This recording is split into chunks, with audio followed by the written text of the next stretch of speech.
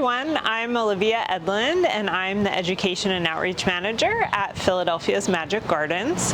I am a white woman with wavy blonde hair wearing a purple and black dress, and I am here at the Magic Gardens Museum at 1020 South Street in Philadelphia. And this space is what we call an art environment. And what I mean when I say art environment is that everything that's here is meant to be viewed as one total work of art, and usually it's made by one artist over a very long period of time, and it's made for very personal reasons, not because someone paid them or asked them to make it, but because they had this desire to create the space. And usually they're using sort of unusual materials. And so if we look around, you can see the artwork is completely surrounding me, and there are a lot of unusual materials here. So we've got bottles and bicycle wheels, there are bricks, there's different kinds of sculptures, there's plates and cups and silverware even, and all of these things are working together to make the artwork. And then a lot of the surfaces are also totally covered with mosaics. So the floor is mosaicked, the walls are mosaic, in some places even the ceiling. And you can see that the artwork goes up quite high. So in a lot of places you're actually walking through the artwork. It goes up about 8 feet in some places, even 10 or 12 feet in some parts of the installation. So it is completely surrounding you as you walk through. So this art environment was created by the artist Isaiah Zagar, and he and his wife Julia have lived here in Philadelphia on South Street for more than 50 years. And this is one of Isaiah's largest creations, but he has actually made several art environments throughout the years, all here in Philadelphia on different properties that he and his wife have owned.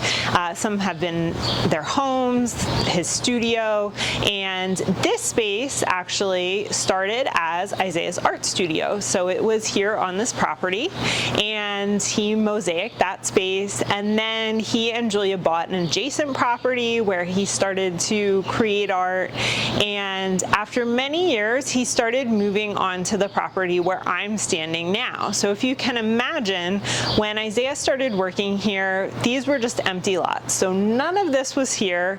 It was just like a lot of abandoned lots you see in the city. It was kind of overgrown, filled with trash, and no one was really taking care of it.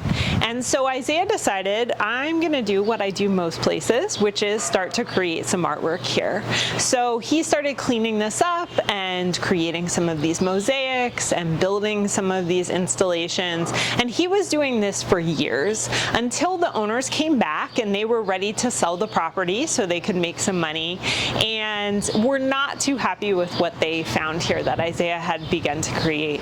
And so they told Isaiah either he could buy this property or they were going to have everything taken down at his expense.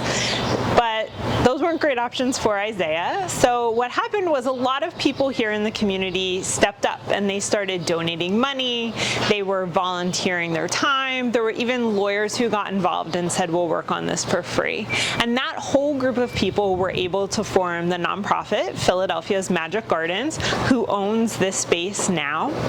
And that really allowed Isaiah to continue working here, where he actually had permission to be creating the space.